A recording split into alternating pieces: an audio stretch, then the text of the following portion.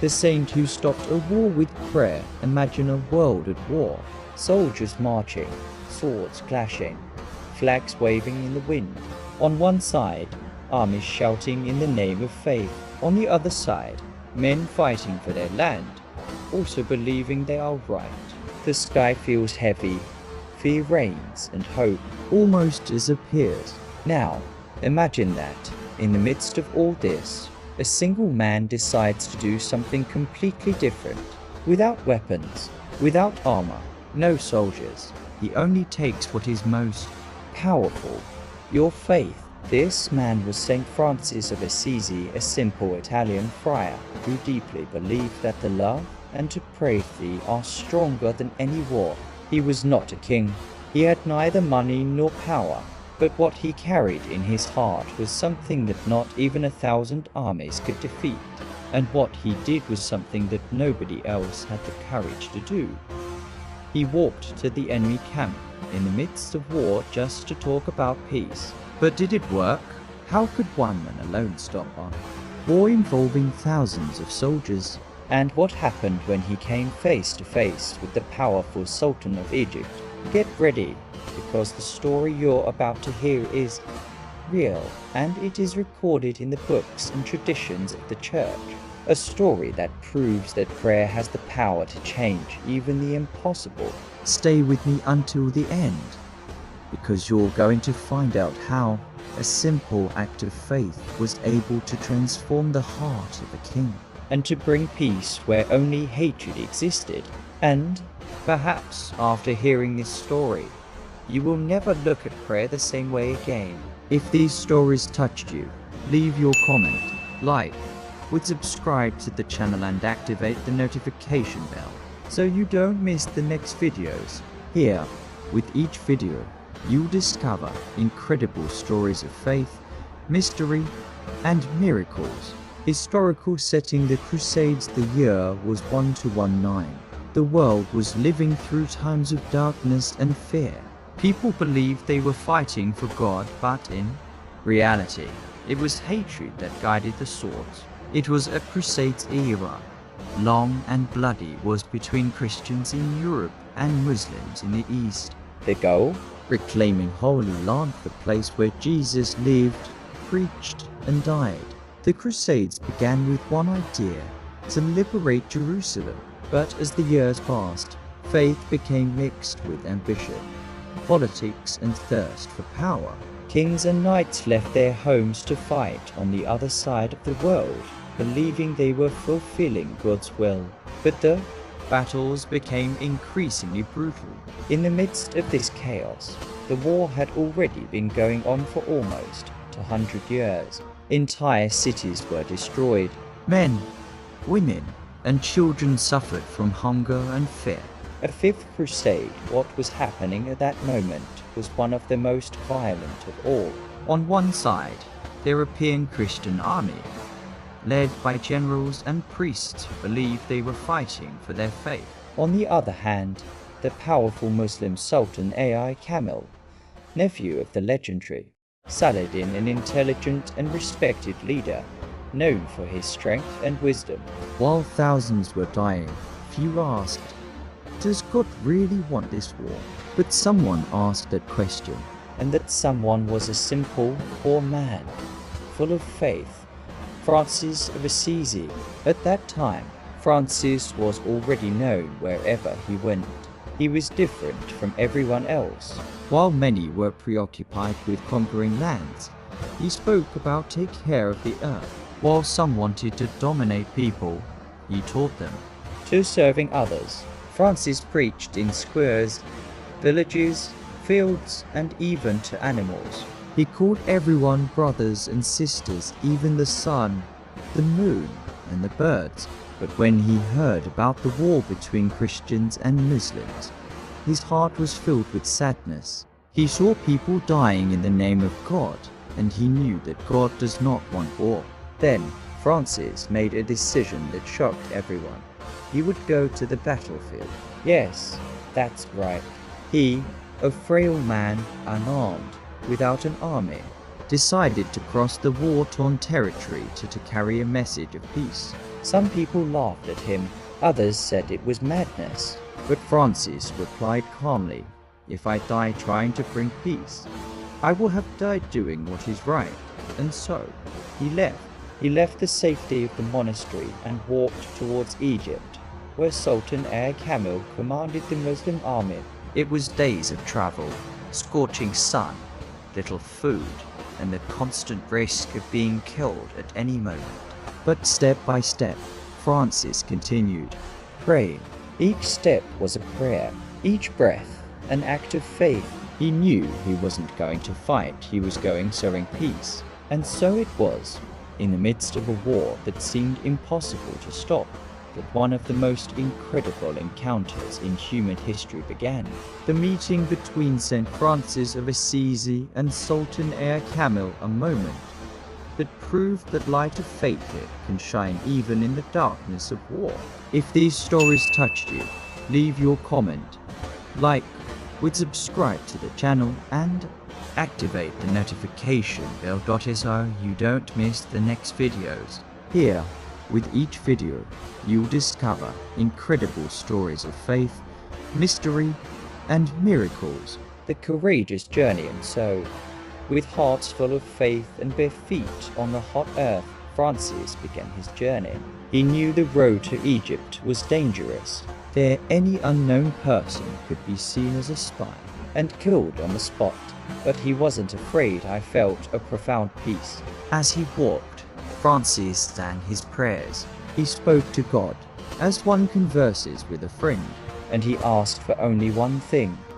Lord, make me an instrument of your peace. That was his mission, to take peace where only hatred existed, and light where darkness reigned. The journey was long and difficult. Francis faced the scorching desert heat, thirst, and cold nights under the starry sky.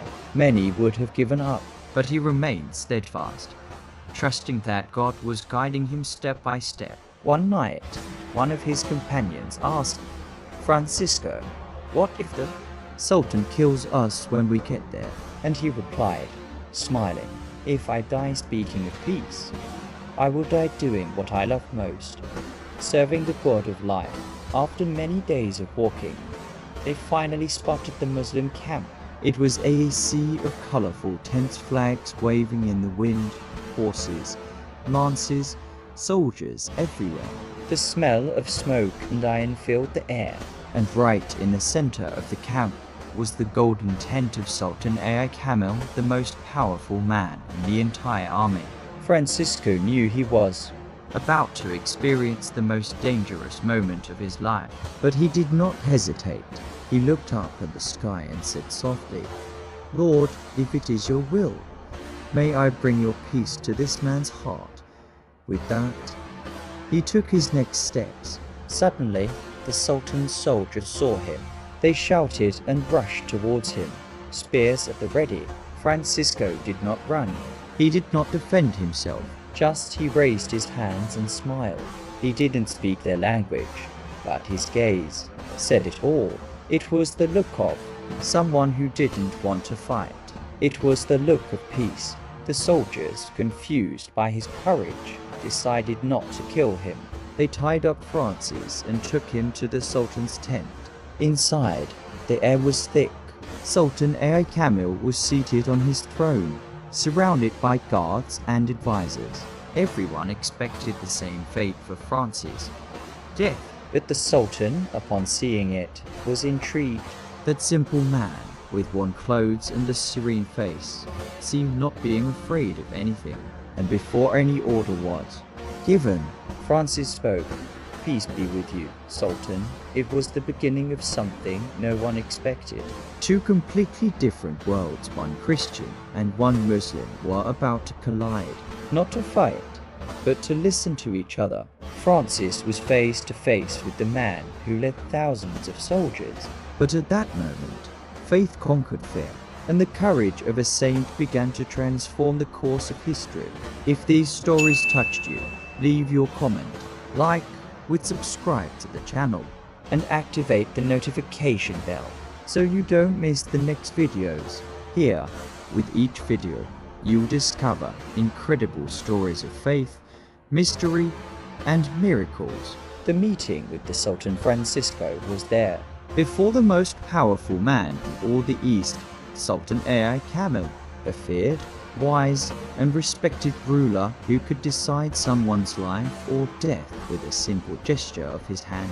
But on that day, something different was about to happen. The guards pushed Francisco into the tent. The floor was covered with luxurious carpets. The air smelled of incense and spices. And on the throne, the Sultan observed that simple man. With his sunburnt face and serene gaze, a profound silence fell over the place. Everyone expected the Sultan to shout an order, but he didn't say anything. He just stood there staring curious. Sultan, who are you? A spy? A madman? A prisoner? Francisco, I am merely a messenger of peace. I come in the name of God, to speak of love, not war. The guards exchanged surprised glances. That man's courage was something they had never seen before.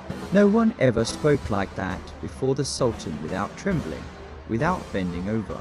Sultan, in a curious tone, you crossed the battlefield. Without fear of dying. Francisco, I do not fear death, for he who walks with God is never alone. The Sultan remained silent. There was something in Francis's voice that touched him deeply. He ordered water and bread to be brought for them. This is a gesture of respect between kings and wise men. But Francis refused with a smile and said, I didn't come here to eat. I came here to talk about peace. And there, at that moment, something miraculous had happened. Two worlds, the Christian and the Muslim, began to converse, without hatred, without judgment, without weapons. Francis spoke about Jesus, love for one's neighbor, and forgiveness. The Sultan listened attentively. In return, he spoke about the Islamic faith, about Allah, and the importance of compassion and justice. And the more they talked, the more they realized that, despite their differences, they believed in the same virtues: love, kindness, and respect for life. Sultan, emotional voice. You speak of God with such truth, but why are your Christian brothers here, killing in his name? Francisco said, voice. Because sometimes men confuse what is God's will with the desires of their own hearts. War has never been about faith. It's about ignorance. The Sultan was impressed. The poor man, without sword or armor, had more wisdom than many kings. And then, as a sign of respect, Kamel ordered that no one should harm Francis. On the contrary, he offered it to him accommodation and protection. Francisco stayed several days in the camp, conversing with the Sultan about faith, humility, and forgiveness. Some say the Sultan asked Francis to pray for him. Others say that the Sultan, moved, even went so far as to say, if all Christians were like you, I would believe in Christ too. When the time came to leave, the Sultan presented Francis with expensive gifts: gold, fabrics, perfumes. But he refused everything and replied with a smile, my greatest treasure is having found a friend where the world only saw an enemy. The Sultan then ordered him to be escorted safely back to the Christian camp, a gesture that surprised soldiers on both sides. That meeting didn't end all wars, but planted a seed of respect and peace between peoples who previously hated each other. A seed that continues to inspire the entire world to this day. Two men, two faiths. It is the same God. That day, they proved that prayer is stronger than any sword. Text on screen. Peace is not the end of war. It's the beginning of understanding. If these stories touched you, leave your comment. Like, subscribe to the channel, and activate the notification bell, so you don't miss the next videos. Here, with each video, you'll discover incredible stories of faith, mystery, and miracles. The Miracle of Peace 5. 30 p.m. 10:30 p.m. Francisco left the Sultan's camp with a heart full of gratitude. He had conquered no lands, he had won no battles, but he had conquered something much bigger, the respect and friendship of an enemy. And that, at that time, was a miracle. As we returned to the Christians' camp, the wind seemed different. The desert, once hostile, now welcomed him with peace. He knew that God had made something invisible, but powerful, something the world would still take centuries to understand. The Christian and Muslim armies were still facing each other, but something had changed. The following days were strangely quiet. The attacks have decreased. The generals hesitated to send the soldiers into combat. It was as if the earth itself was weary of blood, as if, for a moment, if peace had blown upon their hearts. Francis told the Christians about his experiences with Sultan Ai Kamel. He spoke of the conversation, the faith, and the goodness he saw in the man they called their enemy, but many did not believe it. Some mocked him, others called him naive. Francisco's calm voice: "Peace cannot be imposed by force. It flourishes where there is love. Only those who are capable of forgiving will win." And that is how Francis became a bridge between two worlds. He didn't sign treaties. He didn't make political agreements, but it left a silent mark that echoed through subsequent generations. Historical documents recount that, after that encounter, Sultan Ai Kamel began to treat Christians with more respect and spare prisoners of war. Even when the battles returned, he ordered that churches should not be destroyed and that the wounded should be helped, regardless of their faith. The Sultan himself is said to have told his advisors, "I met a man who lives what he preaches, and in him I saw the true spirit of God." Francis, in turn, returned to Italy and continued preaching peace, brotherhood, and love. In each city, he would tell stories about his experiences, about the day he looked into the eyes of a powerful leader and saw not an enemy, but a brother. Years later, Francis's example inspired kings, popes, and leaders of many religions. He proved that true strength doesn't come from weapons, but from the soul, and thought a peaceful heart can transform the entire world. It is said that, until the end of his life, Saint Francis never forgot Sultan Ai Kamel, and that, in his prayers, Christians, Muslims, rich, poor, enemies and friends, Francisco's soft voice like a memory: "Lord, where there is hatred, let me bring love. Wherever there is offense, may I bring forgiveness. Where there is war, may I bring peace." Narrate a voice filled with emotion and hope. And so, the man who seemed weak before armies, he became stronger than all of them. He didn't win a war. If these stories touched you, leave your comment, like with subscribe to the channel, and activate the notification bell so you don't miss the next videos. Here, with each video, you'll discover incredible stories of faith, mystery, and miracles. Final reflection: the miracle that can still happen. The story you just heard happened more than 800 years. But if you stop to think about it, she still talks about it. Us. Today, the world remains full of wars, not only between countries, but also within homes, families, and even within our own hearts. How many times have we fought because of pride? How many times have we failed to forgive someone because we think it's a sign of weakness? And how many times do we want to win, even if it costs us peace? Saint Francis and Sultan Ai Kamel proved that the true power lies not in weapons, nor in force, but Imra has the courage to love when everyone expects hate. They showed that prayer, faith, and respect can change even the heart of a warrior, and that, sometimes the greatest miracle is keeping calm when all seems lost. Imagine if we all, in our daily lives, were a little bit like Francis. If we responded to anger with patience, forgive the offense, and to injustice with kindness. Perhaps we wouldn't stop a war between armies, but we could stop the small wars that are happening at work, at school, at home, and even within ourselves. Peace is not something far away. It begins with simple gestures, a smile, an apology, a sincere okay. These small actions are our crusades of kindness, and every time we choose good, we make the world a little more like a stream. Francis believed that love is stronger than fear, and that prayer is a bridge between hearts. He showed that even one man can be the beginning of a miracle, and perhaps, who knows, the next miracle of peace begins with you. Where there is anger, bring calm. Where there is sadness, bring joy. And wherever there is war, bring your prayer. Thus, the world that St. Francis dreamed of can be reborn not in the great battles, but within each heart. Peace begins when someone has the courage to take the first step.